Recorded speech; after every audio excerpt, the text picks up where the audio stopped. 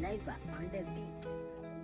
Kitu ambacho kinaweza kikakurudishia heshima yako ni wewe mwenyewe kujidhamini, kujielewa, kujiamini na kujipenda. Hakuna mtu atakaye kupenda wakati wewe mwenyewe haujipendi. Hakuna mtu atakaye kudhamini wakati haujidhamini. Hakuna mtu atakaye ona dhamana yako wakati mwenyewe hauna dhamana na pia hauoni dhamana yako. Jielewe kwamba wewe ni bora zaidi ya wale ambao wanakuona haufai. Jielewe. Jua kwamba nyota yako iking'aa, kila mmoja anatamani kuizima. Na siku ambapo unaona mambo yamekuwa magumu kwako, hiyo ndio njia ya mafanikio. Wakati mwingine inabidi tuachane na marafiki ambao tuko nao kwa karibu ili tufanikishe ndoto zetu.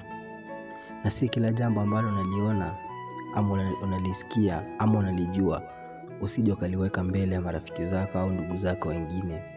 Jua wengine ni wanafiki tu. Na kazi lao kubwa sana ni kutaka kuona ukiwa na faili kwa maisha. Hawataki kuona ukifanikiwa, hawataki kuona ukipata chochote. Na dunia ya sasa, jua imebadilika sana. Hata giza ambayo unaona kimetanda sana, mbele yake kuna mwangaza. Ndugu yangu au dada yangu ambaye unasikiliza huu ujumbe, jua kwamba kila siri ambayo iko kwenye moyo wako usitolee kila mtu. Jihifadhie mambo mengine. Wacha waone tu kwa matendo ukiwa umefanikiwa. Ndoto zako wewe zifunike, zihifadhi mahali ambapo inastahili. Usije ukamwambia kila mtu ndoto zako, maana binadamu wengine wako kwa ajili ya kuvunja ndoto zako. Hao ndio watakuwa wa kwanza kukusema mabaya, hao ndio watakuwa wa kwanza kutaka kuona ukiwa umefeli.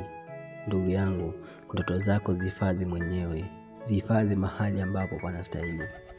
Hata wazazi wako pia, sio wote unapaswa kuambia ukweli wako. Mambo mengine waacheni waone kwa matendo.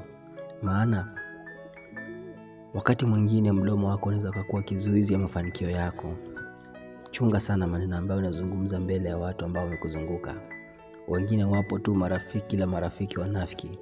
Hawataki kuona ukiwa umefanikiwa ama ukiwa unaendelea. Na dunia ya sasa imejificha nyuma ya mwezi na chini ya jua. Jamani, kila kitu wacha tumhusishe Mungu. Hakuna jambo linaloshindikana mbele ya Mwenyezi Mungu.